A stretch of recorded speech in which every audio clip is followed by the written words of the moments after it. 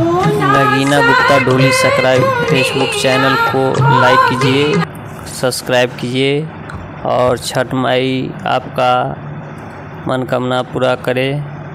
और हम देखिए हमारे गांव का ये पोखर है बड़ा सा, यहीं पे छठ घाट का बहुत सा मेला लगता है, बहुत पूजा पाठ होता है। और मेरा यूट्यूब चैनल है कार्तिक राज ढोली, उसको सब्सक्राइब कर लीजिए और फेसबुक चैनल को फॉलो कर लीजिए और लाइक कीजिए, कमेंट कीजिए, बताइए हमारा छठ घाट का कैसा वीडियो लगा।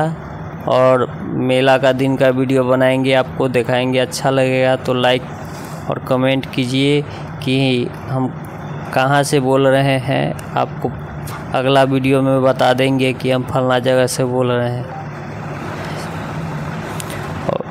यही है मेरा पोखर बहुत सा। और हमारे चैनल को बार बार कहने पे अच्छा नहीं लगता, इसलिए एक बार कह दिए, आप बुझ गए होंगे।